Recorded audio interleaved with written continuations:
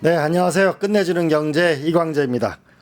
오늘은 가슴이 뜨거운 남자, 우리 윤석열 계엄 당시에 온 국민의 가슴을 적셨던 우리 박선원 의원을 모셨습니다. 안녕하세요. 안녕하십니까. 네, 반갑습니다. 반갑습니다.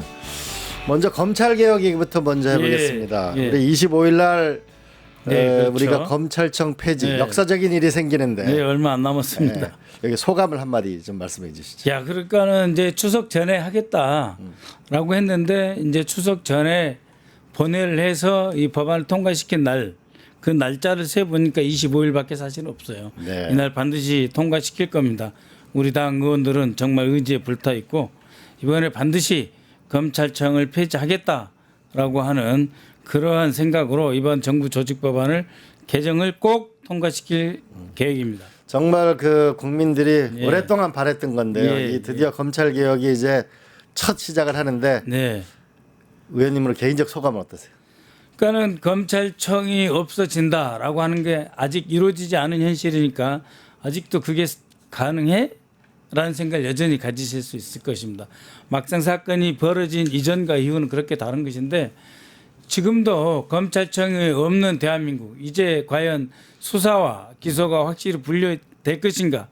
분리되면 우리는 얼마나 더 나은 새로운 어떤 그 법 절차와 제도 속에서 살 것인가 하는 기대도 있고 또 아직 안 왔기 때문에 현실감이 없다. 그래서 빨리 닥쳐야 되겠습니다. 빨리 법을 바꿔놔야 되겠습니다. 정말 기대됩니다. 25일이.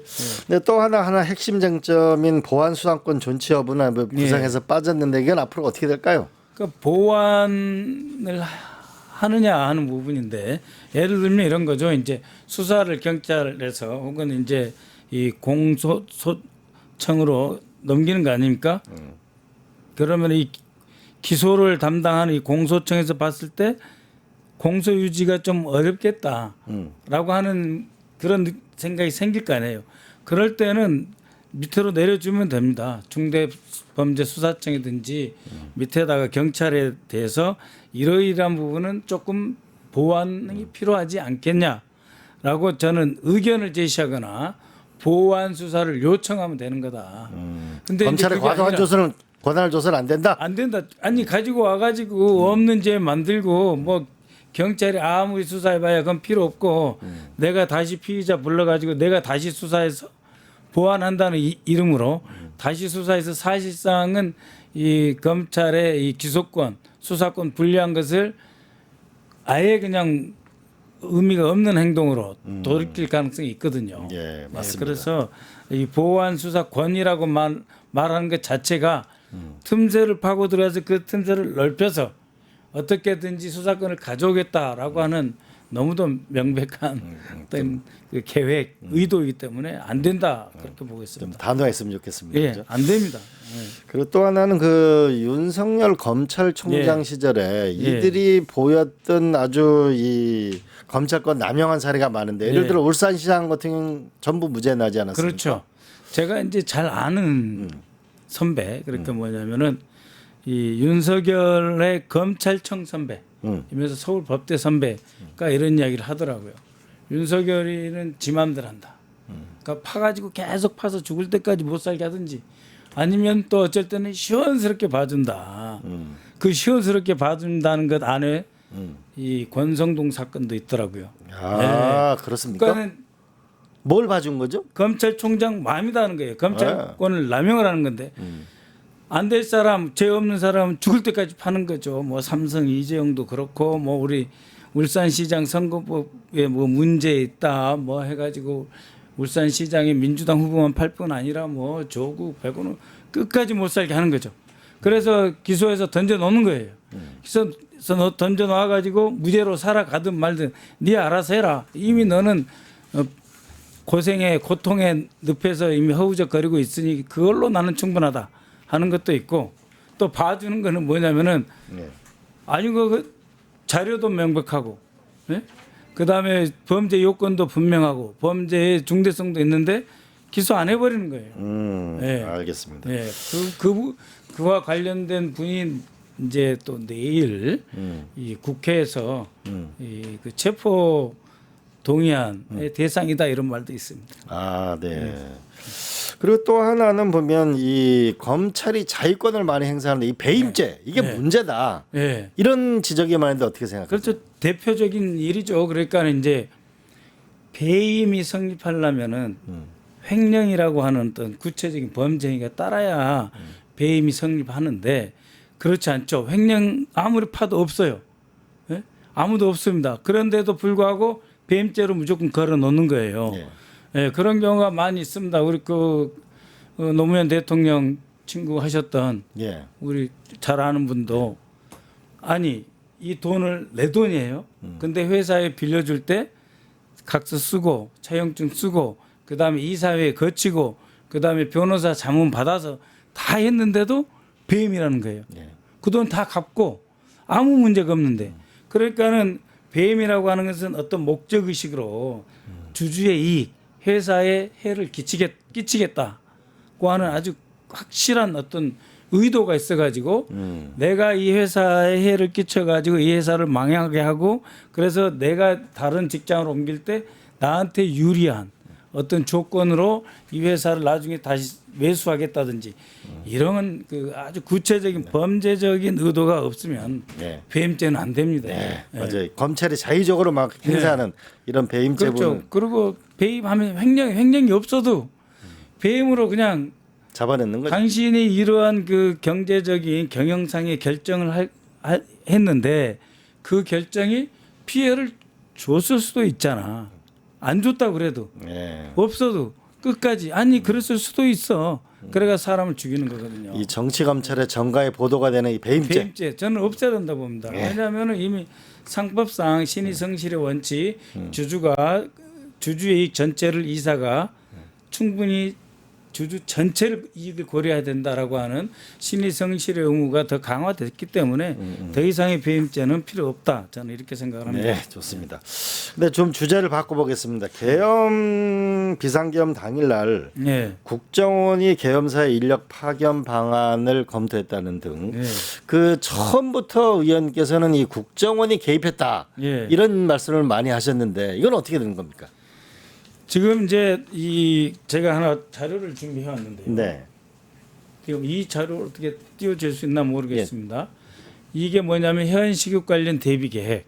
그러니까 2016년 12월, 그다음에 2017년 2월 달에 당시 기무사령관 조현천이가 작성한 계엄 문건입니다. 계엄 준비 계획 문건이에요. 네네. 그래 계엄을 해가지고 아무나 막 불러다가 수사를 하려 그러면은 합동수사본부를 설치해야 됐잖아요. 네. 합동수사본부를 설치하면 당신은 기무사, 지금은 이제 방첩사가 합수본부장이 된단 말입니다. 옛날 전두환 보안사처럼 그렇게 했을 때 국정원이 말을 안 듣는다는 거죠. 예. 왜냐하면은 이 그 계엄사 밑에 합수본부는 계엄사령관 밑에 있는 거고 그쵸. 국가정보원은 대통령 직속이에요. 그러니까 대통령 직속 기관을 즉 국가정보원을 합동수사본부가 마음대로 하고 싶은 겁니다. 이제 군인 세상에 왔으니까.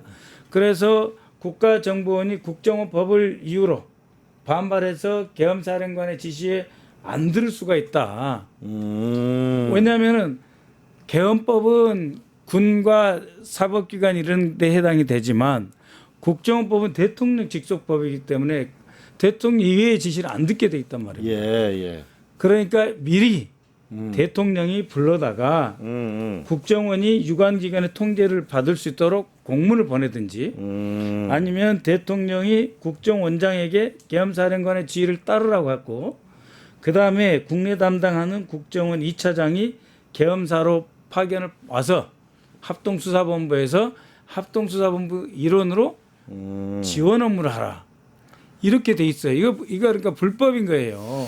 그러면 국정원이 비상계엄당 직원들을 계엄사령부 등에 파견하기로 했다는 의혹이 있다면 조태용 전 원장의 계엄을 미리 알았을 가능성이 있다는 그러니까 얘기인가요? 이제 그 12월 3일 8시 40분에 국정원장이 그 윤석열이 불러가지고 대통령실 용산으로 가지 않습니까? 그때 가서 문건 하나를 받아왔다고 했지 않습니까? 예. 그때 국정원장이 말 안 들을 경우에 대비해서 국정원장도 계엄사의 이러이러한 업무에 따라라라고 하는 문건을 줬을 가능성이 매우 높죠. 왜냐하면은 국정원장은 국무위원이 아니거든요. 예, 예. 그럼에도 불구하고 계엄 관계 국무위원들을 자기가 불렀다, 윤석열이가 불렀다 했을 때 국무위원이 아닌 국정원장이 불려가요. 불려가서 이 조연천의 문건대로 윤석열이 김용현과 그 팀이 작성한 지시 문건을 줬을 거라면 말입니다. 네. 앞으로 계엄사에 협조를 하고 필요한 물자나 인력을 제공하시오. 이런 지시를 했을 거고, 그다음에 여기 2차장 국내 담당 2차장 여기가 대공수사국이 들어있는 2차장이에요. 이쪽에 아예 계엄사로 보내고, 그다음에 여기에 있는 대공수사국 인력을 합동수사본부에 보내서 사람을 수사하고 조사하라, 이런 임무를 맡기는 거란 말입니다. 예. 그게 이제 황원진 2차장이에요. 네, 네. 그러니까 국정원장은 윤석열한테 계엄사의 지시를 따라라, 협조하라는 지시를 받은 거고, 황원진은 자기 밑에 있는 대공수사국 직원을 이제 합동수사본부 방첩사에 보낸단 말입니다. 그러면은 누구를 수사할 겁니까? 누구를 조사하고? 그 잡아와야 되잖아요. 그렇죠. 그러니까 홍장훈 1차장은 잡아오라는 임무를 지시를 받은 거예요. 네. 그래서 홍장훈 1차장은 대테러국을 자기 밑에 갖고 있으니까 자승 스님 때 사람을 투입했던 것처럼 투입을 해서 방첩사 여인 영위를 도와가지고 잡아와라. 1차장은. 그러면 2차장은 그 잡아온 이 정치인이나 뭐 교회 목사님이나 이런 사람들, 언론들을 조사하고 수사해라. 뭐 고문 됐겠죠. 그러한 역할 현재가 끝나 있었다. 참 끔찍한 일이에요. 네. 근데 좀 전에 그 국정원에서 보도 자료를 냈습니다. 예. 뭐라고 얘기했냐면은 특정 부서에서 직원 130명이 출근한 것은 사실이나 네. 대부분이 별도 지시 없이 자발적으로 출근하였고 130명이 자발적으로.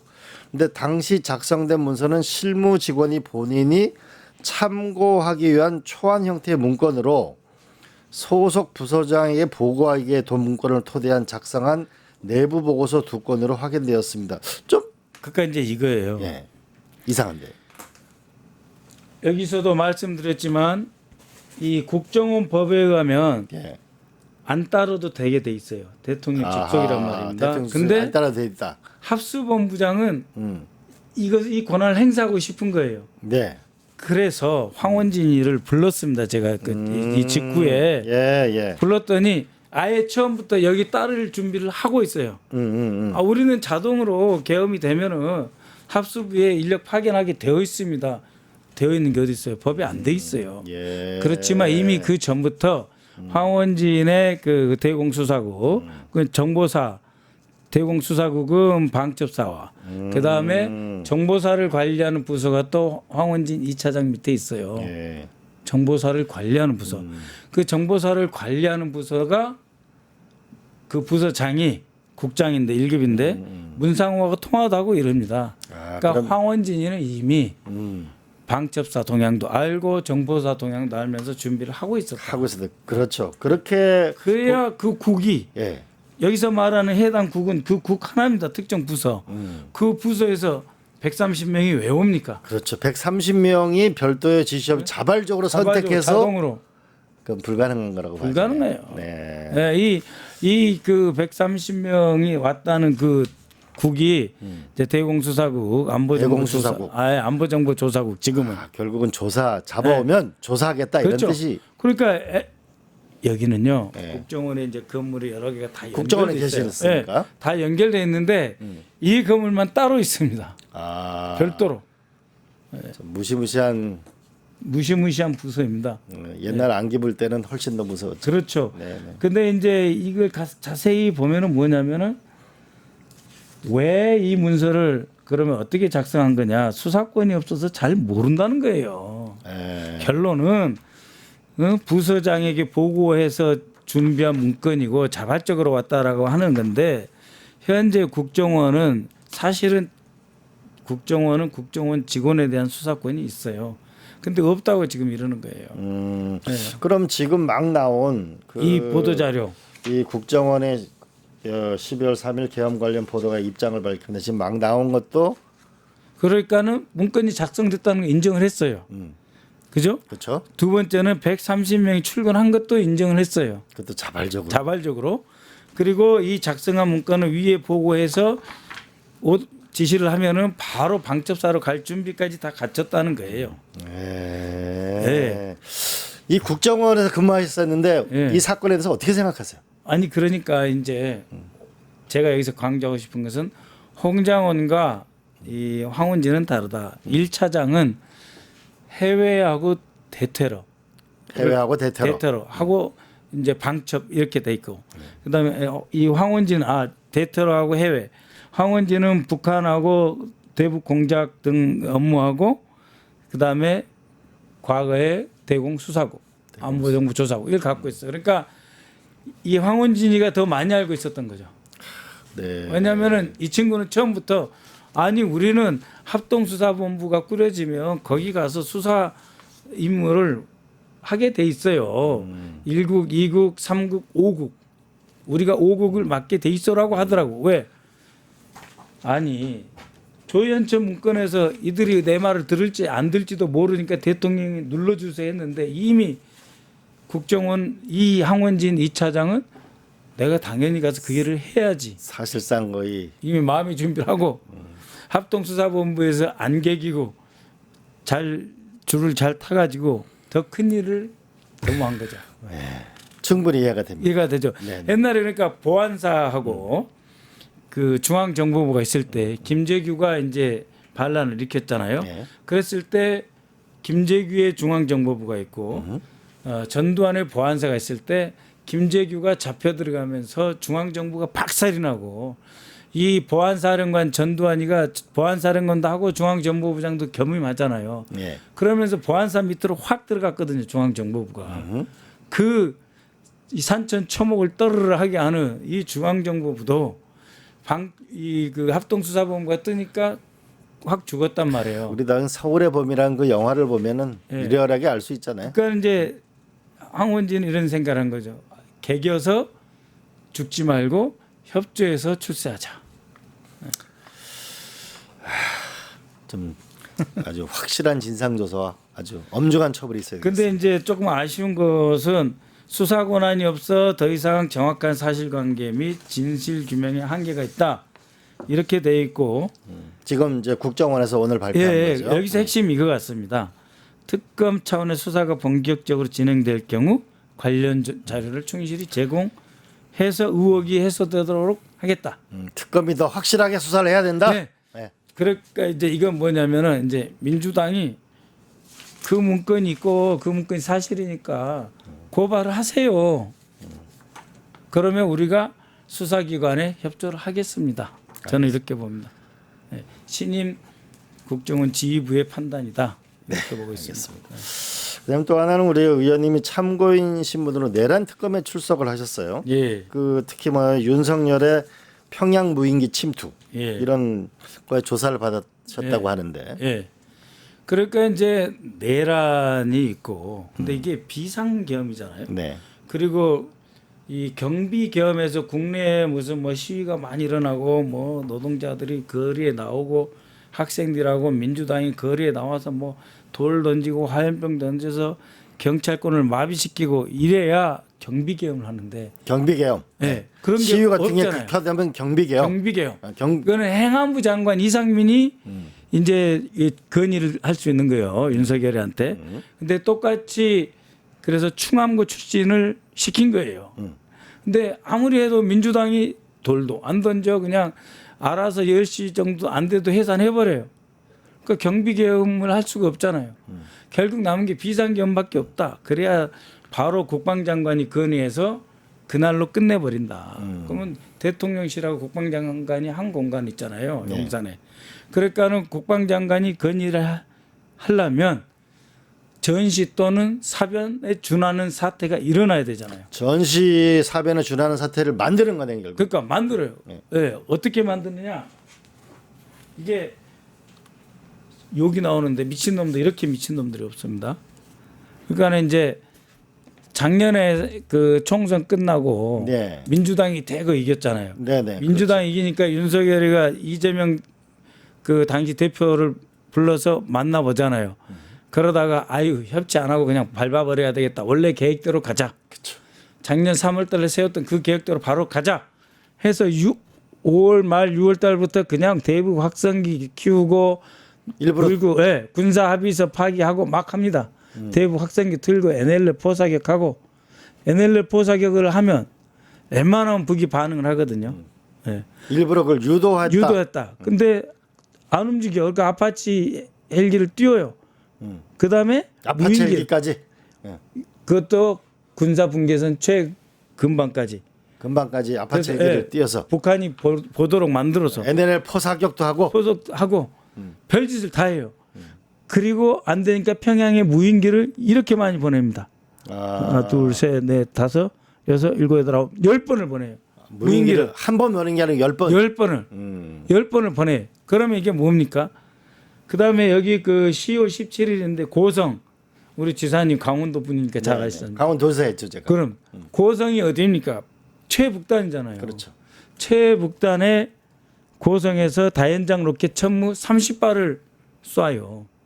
그러면 그 소리를 들은 북쪽에서는 어떻게 생각하겠어요? 강릉에서의 에이테킴스 저 동남해로 한 발 쏘는 것도 북이 반응을 하는데 천무 30발을 쏜단 말이에요. 천문은 어떤 무기죠? 이게 50km에서 가까이 나가는 50km. 지대공 포입니다. 포. 네. 자동 발사되는 건데 이것을 하기 위해서 계룡대에 있는 박안수 당시 육군 총장이 오늘 작전 갑니다 하고 가더라고요. 계룡대 그날 하필 그날 어떻게 알게 됐어요? 그거? 그날 하필 우리가 국방위원들이 네. 그 계룡대에 가서 육군, 해군, 공군 참모총장들을 앞에서 우리가 국정감사를 받는 날이었어요. 국정감사를 실시하는 날이에요. 근데 저녁에 박안수가 갑자기 전투복 입고 나타나요. 그래서 어디 가냐 그랬더니 작전 갑니다. 이 작전하러 가요. 강원도 고성에 가가지고 고성까지는 안 가고 저는 이제 거기 제2벙커가 있거든요. 제2벙커. 네. 거기서 작전 지휘를 하는 거예요. 네? 그러니까 이때부터 이미 계획이 있는 거예요. 10월 17일 한번 생각해 보십시오. 작전본부장도 아니에요. 네? 지가 합참의장도 아니에요. 근데 박안수가 왜 이 작전을 나간 지휘를 하냐고. 결국은 계엄사령관으로 그렇죠. 하려면 발탁되는데도 다 그렇죠. 뭔가 있었던 거네요. 그래서 이제 뭐냐면은 외환유치라고 하는 거는 북한하고 통모해서 북한이 남침할 수 있는 어떤 기회, 전쟁의 단서를 만드는 것이 외환유치라고 하는데 남북한 간에는 우리 남쪽이 이렇게 하면 북이 어떻게 할지 다 알잖아요. 그렇죠. 그리고 무슨 뭐 북한의 군부대를 끌고 들어와서 무슨 청와대를 습격하는 것도 아니고 용산을 때려 부수는 것도 아니고 도발 한 번만 해주면 되는 거예요. 그러니까 6개월 동안 20번의 북한의 NLL 도발 등을 유도하는 노상원 수첩에가 나오는 그런 행위를 20번을 합니다. 20번. 저는 정말 가장 가슴 아프고 분노하는 게 바로 이겁니다. 이거는 결국 나라의 존망을 가지고 정권을 그렇죠. 유지하려고 하는. 그리고 그 우리 접경 지역에 사는 우리 땅을 뺏지 않고 지켜서 사는 그 민통선 안에서 농사 지시는 분 얼마나 많이 계세요. 그들을 무자비하게 북이 도발했으면 어떻게 할 거예요. 그러니까요. 네? 북의 도발을 유도하려고 하는 것 이거 전체로 봐야 된다. 정말 이거는 용서할 수 없는 일이라고 봅니다. 정말. 그러니까 뭐 무인기 하나만 받고 아니 이번 무인기는 통모가 있었으니까 뭐 외환유치고 이건 아니 그게 아니고 6월 달부터 11월 말까지 있었던 이 전체 행동이 외환을 유치하는 행위이다. NLL도 쏘고 연평도 옆에다가 또 쏘고 뭐 아니 고성에다가 쏜 적은 없다니까요. 고성에서 쏜 적은 없어요. 네.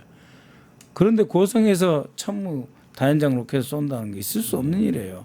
왜냐하면 북쪽은 그리고 무인기도 10차례나 보냈고 평양까지 그것도 10차례 하루에 2번 보는 경우도 있고 이게 말이 됩니까?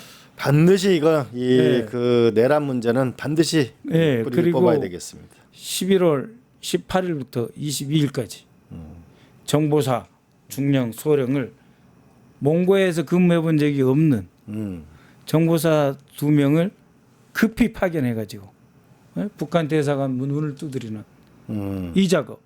그건 뭡니까? 통모하려고 한 거죠. 아, 안 하니까. 예? 아니 무인기를 쏴도 반응을 안 해 북한이. 그러니까 11월 19일 평양 무인기 작전인데 요 13일 무인기 작전까지 무인기 작전을 9번을 하는데 북이 반응을 안 하는 거예요. NLL 포사격도 하고 아파치도 몇 번을 해도 반응을 안 하는 거예요. 11월 13일까지. 그래서 11월 18일 날 보냅니다. 몽고에 정보사 요원 2명을 중령 하나 소령 하나를 보내서 평양 그러니까 몽고 울란바토르에 있는 평양 대사관의 문을 두드리다가 몽고 정보국에 잡혀요. 그 결정적인 거잖아요. 그렇네요. 네.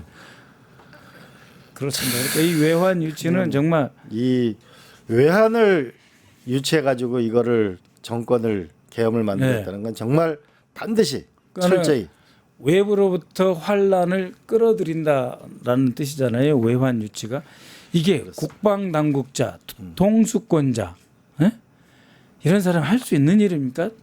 근데 이 사람들이 했어요. 2016년 12월에 이미 한번 했더라고요. 2016년 12월에 네. 그건 어떤 내용입니까? 그거 뭐냐면 박근혜가 이제 탄핵 당하니까 그때 한번 이미 김용현이가 노상원이하고 이 작전 한번 했더라고요. 구체적인 내용은 이제 다음 주에 대정부 질문 때 제가 이야기하려고 그러는데 한번 밝혀주시기 바랍니다. 네. 했어요. 그러니까 이 사람들은 내란을 하려고 정권을 잡기 위해서 북한의 도발을 유도하는 것이 가장 손쉬운 방법이다라고 하는 것을 이미 박근혜 탄핵 때부터 알고 있었고 이것을 북한의 도발을 유도하는 작전을 김영현과 노상원 이미 2016년부터 해봤던 사람들이에요. 김영현, 노상원 이 사람들 참 큰일 날 사람들입니다. 정말. 큰일 날 사람들. 예. 그럼 또 다른 얘기를 하나 해보려고. 이재명 대통령이 민주당 대표 시절에 부산에서 피습된 사건이 있지 않았습니까? 그런데 이거에 대해서 국정원에 축소 은폐가 있었다 이렇게 말씀들이 많은데 이건 어떻게 되는 겁니까? 그러니까 이제 2024년 1월 2일 날 부산 가덕도 전망대 아직 가덕도에서 이제 이 공사도 시작 안 됐지만 이 전망대 보면 바다 저쪽에서 이제 그 공항을 만듭니다 하는 그 현장을 갔었던 거죠. 예. 근데 이 사건에서 이 그 이재명 대표를 추적을 해요. 이 김진성이라는 이 습격범이 예. 이미 언제부터 추적을 하냐? 2023년 8일 5에 윤석열이가 반국가 세력 척결 연설을 하면서부터 이재명을 죽이려고 추적을 합니다. 2023년 8월 15일부터 15일 날 윤석열이가 반국가 세력을 척결하자 하는 거를 이제 이 테러 집단에서는 이거를 개 휘파람 도그 위슬이라고 그러더라고요. 그래서 이 내가 휘파람을 불면 개는 알아먹잖아요. 양치기 정말 개는. 8.15 연설에 맞지 않는 연설이었어요. 그죠? 그러니까 이쪽으로 가라 저쪽으로 가라 다른 사람 모르는데 8.15 때 남북관계라든지 뭐 대일관계라든지 이런 것이 아니고 반국가 세력을 척결 이제부터 죽여라라는 사인이죠. 그래서 이때부터 마음의 그 입장문을 김진성이가 8페이지를 쓰고 이재명 대표를 죽이려고 쫓아다닙니다. 가을부터. 네네네. 몇 번 기회를 놓치고 24년 1월 1일 날 마침내 그 이재명 대표의 목에 경정맥 이 여기 뇌로 올라가는 이 경정맥을 찔러서 이 혈관의 65%를 자르고 들어가지 않습니까? 죽기 직전이었습니다. 그러고 나서 이 범행 동기가 뭐냐면 국회의원이자 당대표인 이재명이 여러 의원들을 국회에 진출시키는 것 그걸 막겠다. 왜냐하면 총선이 다가오니까 국회의원을 만드는 거 이재명이 국회의원을 만드는 걸 막겠다. 그다음에 피해자인 이재명 당시 대표가 대통령이 되는 것을 막아내겠다. 라고 하는 대통령이 되는 걸 막겠다. 막겠다. 그러니까 뭐냐면 사적 원한이 아니고 이 국가 권력을 가질 수도 있고 국회의원을 만들 수도 있는 이재명의 공적 역할을 못하도록 막겠다. 라고 하는 것은 이거는 선거제도, 대의제도, 민주주의에 대한 중대한 도전이자 파괴라고 대법원이 올해 3월 달에 판결을 합니다. 판결을 하니까 그동안에 이 사건을 수사도 안 하고 있다가 국가정보원에게 국무조정실에서 이거 테러로 봐야 돼 말아야 돼 문의를 해요. 왜냐하면 이 내용 즉 사적 원한이 아니고 국회의원을 많이 배출하고 그다음에 민주당 대통령이 이재명 당대표가 되는 걸 막기 위해서 한 행위이기 때문에 이건 명백한 테러라고 보죠. 국가 권한 행사 방해 목적이 있는 거죠. 예. 명백한 테러입니다. 예, 명백한 테러죠. 네. 그런데 이 테러 지정을 또 막았던 인물이 김건희가 지난 공천 총선에서 공천을 주려고 했다는. 예. 창원의창에 김영선이 갔던 그 자리에 공천을 주려고 했던 김상민 검사예요. 근데 김상민에게 공천을 못 주니까 예. 국가정보원 법률특보라는 자리를 줬어요. 또 자리까지 챙겨줬어요. 예, 작년 이 가을에 주니까 이 김상민이가 4월 3일 날 국무조정실에서 이거 테러냐 아니냐 하고 국정원에다가 물어보니까 국정원에서 테러국장이 법률지원처에다가 지시를 해요. 이거 테러인지 아닌지 검토해봐. 그러니까 테러라고 결론 낼 것 같거든요. 그러니까 당시 캠프에서 같이 있었던 오호령 홍장원 다음에 들어온 오호령 1차장이 김상민한테도 물어봐 이런 거예요. 법률특보한테도 한번 의견 받아봐. 그래갖고 법률특보가 4월 3일 날 먼저 의견을 내요. 아 이거는 커터칼 미수 사건이고 테러 여부로 볼 수도 없고 이걸 지금 테러로 판단해 봐야 실익이 없다. 라는 말을 해요. 아니 말이 됩니까? 그렇죠. 이재명 대표에게 테러라고 지정을 하면 그러니까 법률적 요건 아니에요. 그냥 테러라고 지명하면 합동조사팀이 이걸 조사를 하고 그 다음부터 이미 테러를 당했던 이재명의 이제는 4월 3일 이후로는 대통령 후보잖아요. 그렇죠. 대통령 후보에 대한 경호가 들어가야 되잖아요. 예? 근데 김진성이가 대통령이 되는 걸 막기 위해서 테러를 했잖아요. 거의 똑같은 목적 아닙니까? 예? 대통령이 되는 걸 막기 위해서 테러라고 지정을 안 해가지고 이재명 대통령 후보가 테러 위협에 노출이 돼요. 자, 이 국정원에도 계셨었는데 이 국정원 개혁도 한 번 더 개혁이 필요해 보이는데 마지막으로 한 말씀만 해주십시오. 예. 국정원 진짜로 너무 권력자들이 국정원을 쉽게 봐요. 예? 정보가 국력이고 국정원이 없으면은 안 될 일들이 많습니다.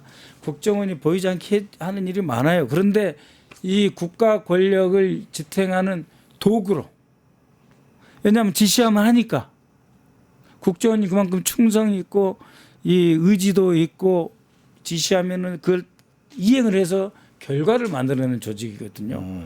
그러니까 이걸 정치적으로 악용하는 거예요. 윤석열이가. 네. 바로 그런 일이 더 이상 있어서는 안 됩니다. 반드시 이번 특검을 통해서 반드시 이번에 뿌리를 뽑아야 되겠습니다. 문제는 진보 정권은 국정원한테 잘해주면은 이자들이 꼭 배신을 해가지고 보수 정권 들어오면은 진보 정권이나 이 진보 세력을 억압하는 칼로 돌아와요. 참 모순입니다. 이 국정원 직원들을 이제는 자각을 해야 됩니다. 우리 국민들에게 눈물로 우리 호소도 하고 우리 계엄의 최전선에서 계엄을 막는 데 앞장섰던 우리 박선원 의원한테 박수와 함께 오늘 정말 수고하셨습니다. 고맙습니다. 예, 박선원 TV 구독 부탁합니다. 지금 구독자 어떻게 됩니까? 지금 51만 1000명인데 2000명으로 잘 안 올라가서. 네, 1000명만 구독 좋아요. 박선원 TV 구독 좋아요 눌러주시고 이광재 TV도 덤으로 눌러주시기 바랍니다. 네, 이광재 TV도 화이팅. 네, 화이팅. 고맙습니다. 고맙습니다. 유튜브 구독하고 실시간 채팅과 댓글을 남기시면 매일매일 7천 TTCO를 드립니다. 참여 방법은 통통물 어플을 다운로드하고 회원가입과 로그인을 해주세요. 마이페이지에서 나의 회원 고유 번호를 복사해주세요. 유튜브 구독 후 실시간 채팅이나 댓글창에 고유 번호를 한 번만 입력하면 준비 끝! 지금 유튜브 채팅과 댓글 쓰기 참여하고 실천 TTCO 받아가세요.